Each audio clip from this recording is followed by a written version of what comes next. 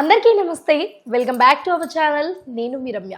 ఈ రోజు మనతో పాటు మన గెస్ట్గా హరిరఘుప్రియ గారు ఉన్నారు. మేడం సైకాలజిస్ట్, ఆస్ట్రాలజిస్ట్, ఆధ్యాత్మికవేత్త అండ్ లైఫ్ కోచ్. ఒకసారి అమ్మతో మాట్లాడి మనకు తెలియని ఆధ్యాత్మిక పరంగా ఎన్నో విషయాలు తెలుసుకునే ప్రయత్నం చేద్దాం. సో ముందుగా అమ్మ నమస్కారం. అమ్మ నమస్తే నాన్న. ఎలా ఉన్నారు? సూపర్. దేవుని గుడిలలో ప్రసాదం పెడుతూ ఉంటారు. అందరూ కూడా చెప్పులు వేసుకొని షూస్ వేసుకొని ఆ ప్రసాదం అలానే తీసుకొని అలానే తింటూ ఉంటారు. అవును. ఇంకా ముఖ్యంగా చెప్పాలి అంటే నార్మల్ గా అన్నం తినేటప్పుడు కూడా షూస్ వేసుకుంటే మళ్ళీ షూస్ ఇప్పాలి తీయాలి అంటే పెద్ద కష్టమని అలానే తింటూ ఉంటారు.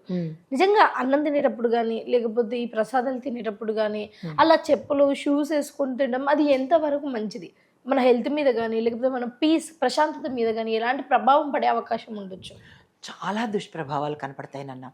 ఎందువల్లంటే కనుక పాదరక్షలు వేసుకొని మంచినీళ్ళే తాగరు. ఎందువల్లంటే ఆరోగ్యపరంగా తర్వాత చెప్తాను.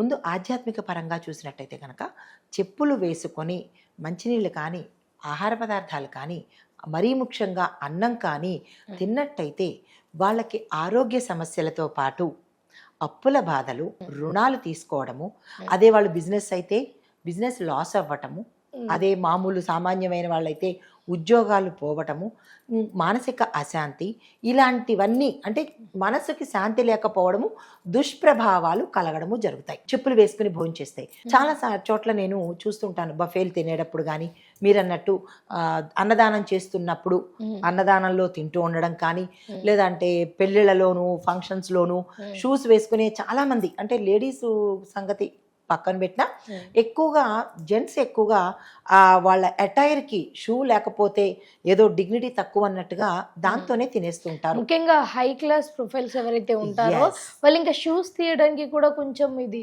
తక్కువగా అన్నట్టుగా తక్కువగా అన్నట్టు ఏదో తగ్గిపోయినట్టు ఫీల్ అవుతారు. కానీ ఎక్కువగా ఇంపాక్ట్ పడుతుంది వాళ్ళకే పడుతుంది.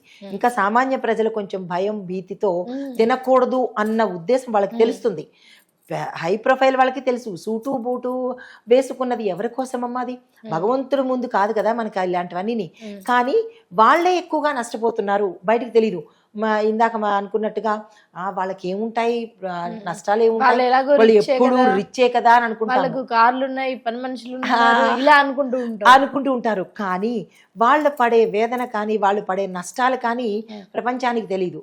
కానీ కొంతమందికి అంటే ఇప్పుడు అలా వేసుకుని తింటే ఏమొస్తుంది నాన్ సెన్స్ అనుకునే వాళ్ళకి మాత్రము ఇందాక చెప్పుకున్న ఇంపాక్ట్ అంతా పడుతుందిరా. ఆర్థికంగా నష్టపోతారు, వాళ్ళ కెరియర్ పరంగా నష్టపోతారు, బిజినెస్లో నష్టాలు వస్తాయి, దాంతోపాటు అనారోగ్య సమస్యలు కూడా వస్తాయి. కాబట్టి అన్నం తినేటప్పుడు ఒదిగి ఉండి తినాలి. ఒదిగి అంటే హంబల్నెస్తోను, ఇది ప్రసాదము, భగవంతుడు ఇచ్చిన ప్రసాదం అన్న రీతిలో తినాలి. అయితే ఇది పెళ్ళిళ్ళలో కూడా ప్రసాదమేనా అంటారు. ఎక్కడ తిన్నా అన్నమే, అది ఎక్కడ తిన్నా. అయితే ఇది ఒక చిన్న డౌట్, అంటే ప్రసాదాన్ని తింటే ఇంకెక్కువ పాపం అన్నట్టు, నార్మల్ గా అన్నం తింటే కొంచెం తక్కింది అన్నట్టుగా ఏమైనా ఉంటుందా? డిఫరెన్స్ ఇందులో ఏం లేదు. ఏది తిన్నా కానీ చెప్పులు ధరించి తింటే గనక చిన్న మేకు గుచ్చుకున్నా కాలికి నొప్పే వస్తుంది, ముళ్ళు గుచ్చుకున్నా నొప్పే వస్తుంది. ఏదైనా నొప్పి అనేది కామన్. ఏది దేవాలయంలో పెట్టిన ప్రసాదమైనా లేదా పెళ్ళిళ్ళలోనూ హోటల్స్లోనూ తినే బఫేలైనా సరే ఏదైనా తింటున్నప్పుడు చెప్పులు అనేది ధరించరాదు. ధరిస్తే దాని ఇంపాక్ట్ తగులుతుంది. నెక్స్ట్ ఇంకొకటి ఏంటంటే చాలా మంది ఫ్రీగా వస్తుంది కదా అని చెప్పి ఎక్కడ ప్రసాదం పెడుతుంటారో, ఎక్కడ అన్నం భోజనం పెడుతుంటారో తినేసి వచ్చేస్తుంటారు. అలా తిని రావడం తప్పు. ఎందుకంటే ఎవరైతే అన్నదాతలు ఇస్తున్నారో ఆ దాతల యొక్క చెడు కర్మలు మనం తీసుకున్న వాళ్ళం అవుతాము.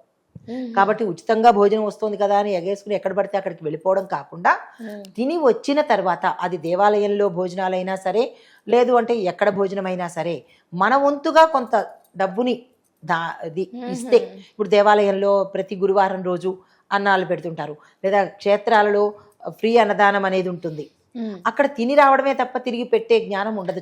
అన్నదానం పెడితే కూడా వాళ్ళ కర్మలు తీసుకుంటామన్నది నేను ఫస్ట్ టైం వింటున్నా. అందుకే అంటారేమో అన్నదానం పెట్టే వాళ్ళ కర్మలు తగ్గుతాయి, తినే వాళ్ళకి పెరుగుతాయి. దాన్ని మనం ఎలాగా ఫ్రీగా వస్తుంది కదా అని ఓహో ఇంతంత తినేయడం కాదు. దాన్ని మనం మనకు అన్నం పెట్టేవాళ్ళు, ఇందాక మీరు అన్నట్టు పెట్టే వాళ్ళ కర్మలు మనం తీసుకుంటున్నాము. మళ్ళీ దాన్ని మనం కూడా కర్మ కడుక్కోవాలి కదా.